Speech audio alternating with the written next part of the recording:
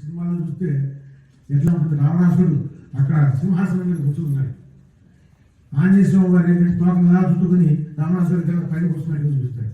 చాలా తప్పు, అలా లేడు, అలా ఎప్పుడు చేయలేదు. ఎంతో ధర్మం తెలిసిన వాడు కాబట్టి అలా చేయరు. ఏమైంది, అక్కడ తీసుకుని పెట్టిన తర్వాత రావణాసుడు ఒకటే మాట చంపేట చంపేసి తల ఒక ముక్క తీసుకున్నాడు. అయితే మళ్ళా విభీషణుడు ధర్మం తెలిసిన వాడు వచ్చి, అన్నా నీకు ఎంతో ధర్మం తెలుసు, దూతగా వచ్చినటువంటి వాడు ఇతను చంపకూడదు, పంపించేసి అంటాడు. మనకెంత ద్రోహం చేశాడు, ద్రోహం చేసిన వాడు చంపడం ద్రోహం కాదు, అదే ధర్మమే అని చెప్పండి. అలా కాదు, దూతగా వచ్చాడు కాబట్టి మనం చంపకూడదు. కాకపోతే ఏదైనా ఒక శిక్ష వేసి పంపించండి, ఒక కాలు తీసేయండి, ఒక కన్ను తీసేయండి, ఏదో ఒక చేయి తీసేయండి, వాతలు పెట్టండి, అలా పంపిస్తే తెలుస్తుంది అని చెప్పాను. అయితే కోతులకి చాలా ప్రీతికరమైనది ఏంటంటే తోక. ఇప్పుడు ఏం చేశారు, ఒకటే అన్నాడు రావణాసుడు, ఒక పని చేయండి, ఆ కోతికి ఉన్నటువంటి తోకలు కలిసి మొత్తం అంతా తిప్పినట్టు లక్కలు తిప్పి వదిలేసేయని చెప్పాడు. మీరు స్వామివారు ఊరుకున్నారా, తోకలు కలిసారు, తిప్పుతున్నారు, అందరూ తప్పడం కొట్టుకుంటారు, అందరూ అన్ని సమయంలో తిరుగుతున్నారు. అయితే ఈ విషయం కొంతమంది వెళ్ళి జానకి మాత చెప్పారు. చెప్పేసరికి జానకి మాత చెప్పేసరికి ఆయన ఎంతో బాధపడేది. అయ్యో నా పుత్రుడిగా ఇంత బాధ కలిగింది అని చెప్పి అగ్నిదేవుడు ప్రార్థన చేసింది. ఆయన తోక మండుతూనే ఉంది, కాదు చల్లగా మండుతుంది, ఏదో ఐస్ కుక్క పెట్టాడు. ఇక దాన్ని కొంచెం ఆనందించాడు, ఆనందం వచ్చి కొంచెం ఒళ్ళగా పెంచాడు. పెంచేసరికి తాళ్ళు దిగిపోయాడు. అదే పట్టుకొని మళ్ళా రాక్షసులు వచ్చాడు, మళ్ళీ ఒక చేతితో కొట్టాడు, చంపేశాడు. ఇక పైకి పెద్ద తోరణ స్తంభం ఉంటుంది అక్కడ లంకానగర్లో, ఆ స్తంభం పైకి కూర్చున్నాడు. కూర్చుని నలుదిక్కలు చూస్తున్నాడు, ఎందుకంటే గాలి ఎటుపక్క వస్తుందో చూసుకుంటాడు. ఇక చేయాల్సిన కార్యక్రమం లంకాదహనం అది చేస్తున్నాడు. ఏమంటల్లగా వాళ్ళముగా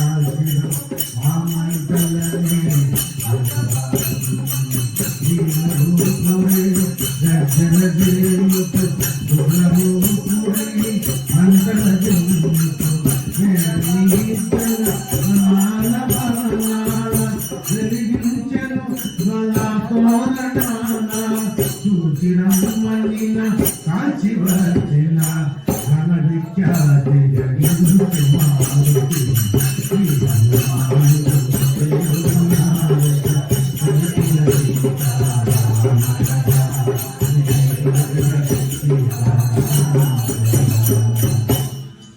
మంత్రిప్రహస్త మహాపాసుల విరూపాక్ష ఇంద్రజీతు సుమాలి జంబుల సునితాక్ష మదనాక్ష తులారుణ కుంభని కుంభ కుంభకర్ణ సుఖశారణాది రాక్షస కుమరులు సూచిరమ్మనిన కాశి వచ్చిన ఘనవికాతి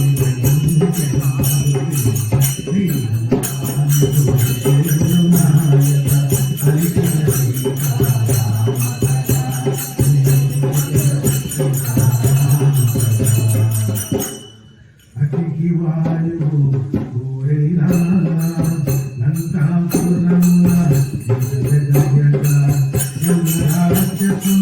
బ్రహ్మకాలి నెలూలెను మూడితాలి లంకావాసులు భయపడిపోయి దీనారమున పరుగసాగి సూత్రమైన సాచి వచ్చిన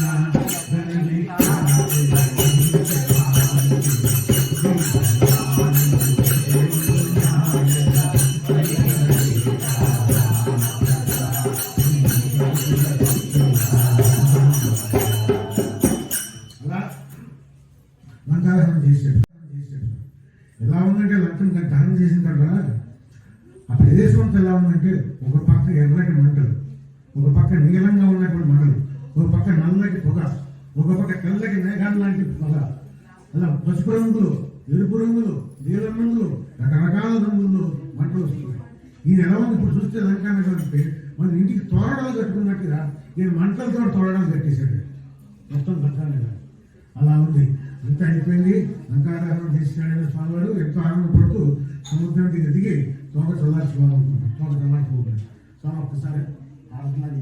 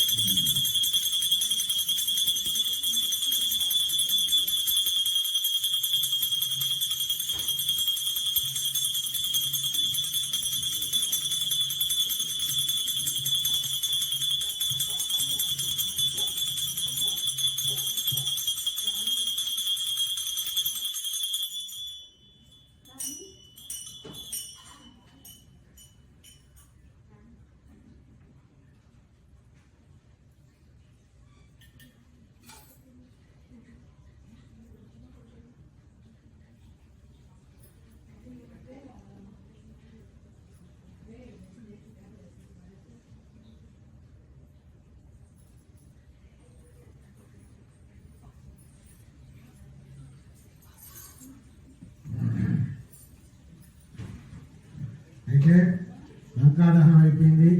స్వామివారి కొంచెం మళ్ళా సముద్రం దగ్గరికి వచ్చి తోక చల్లార్చుకుంటూ ఎంతో ఘనకార్యం చేశాడని చెప్పి ఎంతో ఆనందపడుతూ ఒకసారి వెనక్కి తిరిగి చూశాడు. నేను చేసిన ఘనకార్యం అంటే బాధపడుతున్నాను. ఎందుకంటే మనిషి కోపంలో ఎంత దోషమైన చేస్తాడు, ఎంత దారుణమైన చేస్తాడు. కోపం అంత పెద్ద శత్రువు. ఆయన కోపం వచ్చింది కాబట్టి ఇంత ఘోరం చేశాడు. అయితే మనిషి కోపాన్ని ఎలా వదిలేయాలి?